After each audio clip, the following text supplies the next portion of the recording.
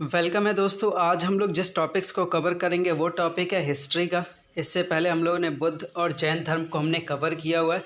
अब हम लोग जो इसमें ऑप्शन दिखा हुआ है 6ठी शताब्दी ईसा पूर्व के बाद का भारत मतलब मगध साम्राज्य की हम लोग बात करने जा रहे हैं। इस टॉपिक को मैंने अच्छे से कवर कराया हुआ था। अब मैं क्या करा रहा हूँ कि आपको उनके टाइप्स के क्वेश्चन दिखा रहा हूँ ताकि आपको ये लगे कि जो टॉपिक्स हम लोग पढ़ रहे हैं उससे क्वेश्चंस बनते हैं कि नहीं बनते। ठीक है, तो बहुत अच्छे से मैंने आपको पढ़ाया हुआ है, समझाया हुआ है, डिस्कशन किया गया है। हम लोगों ने मिलके आपसे बोला गया था कि आप इस बुक को पढ़िए और अपने लूसेंट को पढ़िए, इससे आपको काफ़ी अच्छी जानकारी मिलेगी। अब उससे रिलेटेड हम लोग क्वेश्चन लगा रहे हैं। ठीक है, तो बुद्ध वाला टॉपिक कवर हो गया था, उसमें बौद्ध और जैन दोनों कवर हुए थे। आज हम लोग मगध साम्राज्य को कवर करेंगे। ठीक है, पहला देखिए जो क्वेश्चन बना हुआ है, तो देखिए इसमें ऑनलाइन मोड और ऑफलाइन मोड सारे क्वेश्चन है। ठीक है, तो काफ़ी मज़ा आने वाला है। पहला देखिए बिंबिसार किस साम्राज्य के राजा थे। ठीक है, तो क्लियर है ये वंश कौन सा वंश था? हर्यक वंश। ये पहला ही वंश था मगध साम्राज्य में, हर्यक वंश। ठीक है, नेक्स्ट अजातशत्रु का बेटा था। ठीक है, अजातशत्रु बिंबिसार का बेटा था। ठीक है, अजातशत्रु किसका बेटा था? बिंबिसार का। बिंबिसार के बाद ही तुरंत अजातशत्रु मिलता है आपको। ठीक है, आगे बढ़ते हैं। सिकंदर महान कब पैदा हुआ था? तो ध्यान रखिए 356 ईसा पूर्व।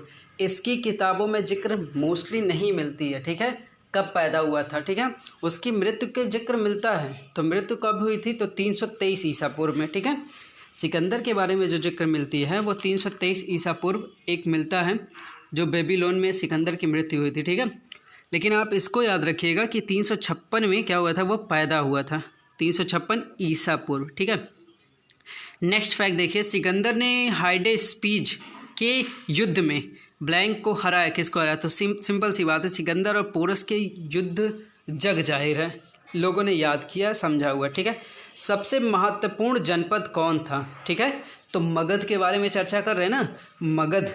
ठीक है, मगध सबसे इम्पॉर्टेंट था। ठीक है, मगध ही जनपद था, सबसे इम्पॉर्टेंट था। आपको पता है इतिहास में इसने काफ़ी अच्छा मतलब कि अपना आपको फेमस या अपनी पॉपुलैरिटी पाई हुई है। ठीक है, फिर देखिए 16 महाजनपदों में से एक गंधार की राजधानी, ठीक है, कहाँ थी? ये आपके लिए थोड़ा सा क्वेश्चन टिपिकल है क्योंकि इस टॉपिक पे चर्चा नहीं हुई है। ठीक है, तो महाजनपदों के बारे में आप में चर्चा नहीं हुई है।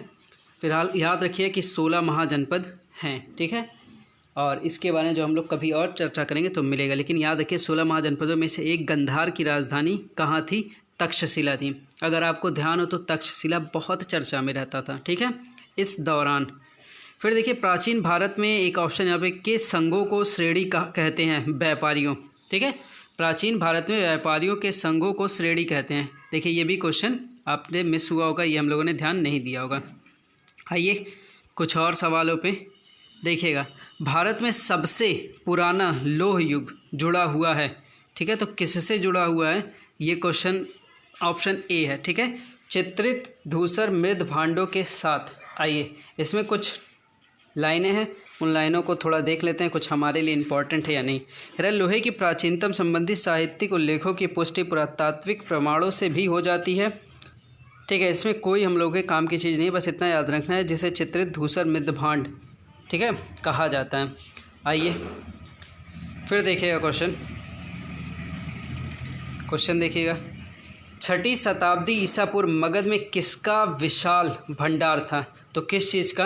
अभी देखिए आपने लोहे का, ये मोस्ट इम्पॉर्टेंट क्वेश्चन आपके लिए बनेगा और इसको आप याद रखिए। ठीक है, लोहे का सबसे अधिक भंडार था, विशाल भंडार था 6ठी शताब्दी में। ठीक है, नेक्स्ट देखिए मगध के उत्थान।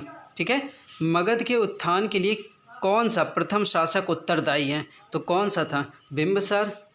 बिंबिसार ही तो था जिसने क्या किया था? हर्यक वंश। बिंबिसार ही तो हर्यक वंश से था। आइए कुछ लाइनें हैं, उन लाइनों को हम पढ़ते हुए चलेंगे।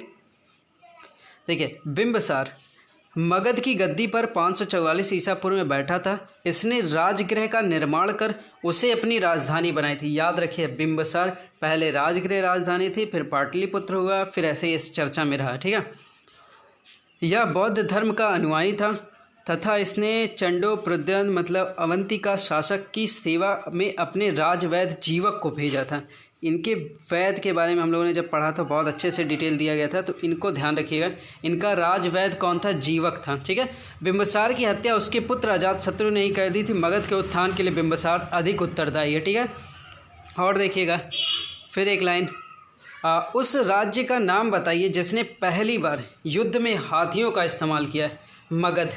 मगध ये क्वेश्चन भी आपने नहीं पढ़ा हुआ, तो ये क्वेश्चंस कवर करते चलिए, ठीक है।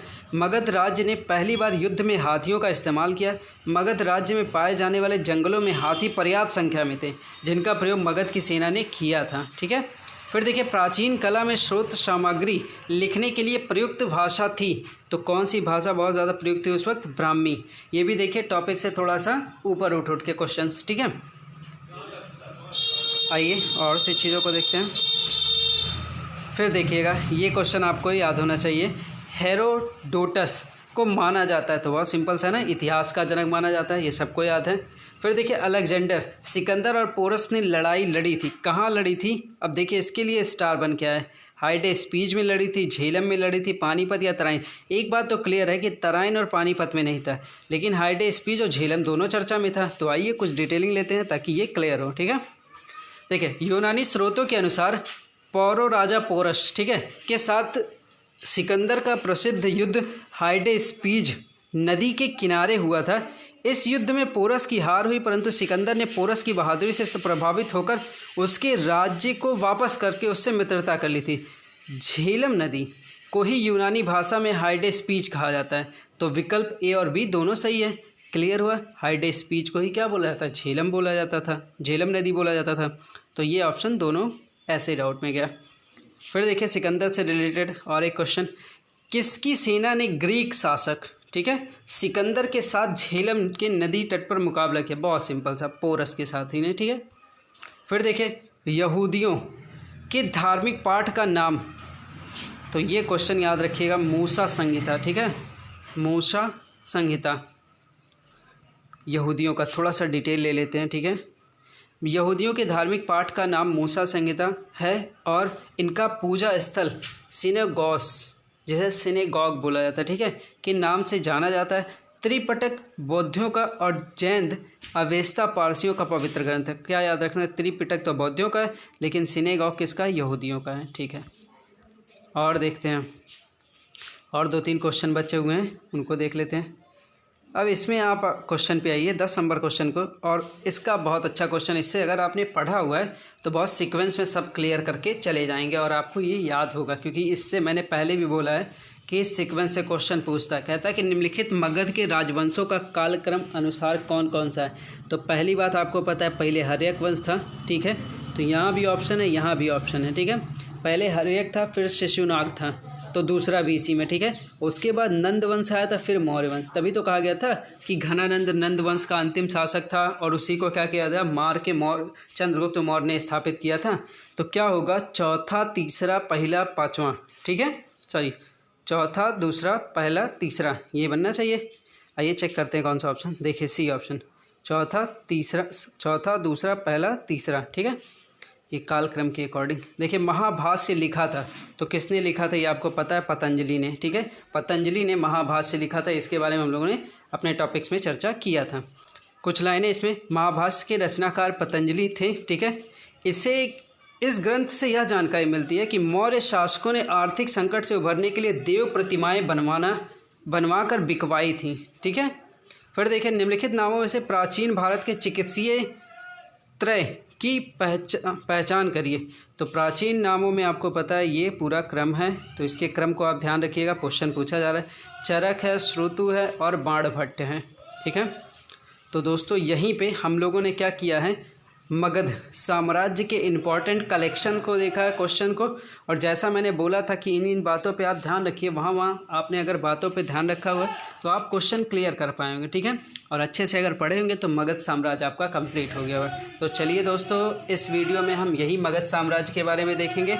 अगली बार हम कुछ और वीडियो में अगले टॉपिक्स को, जहाँ तक मुझे लगता है कि कल हम लोग अगले वीडियो में मौर्य साम्राज्य के बारे में चर्चा करें, ठीक है। चलिए।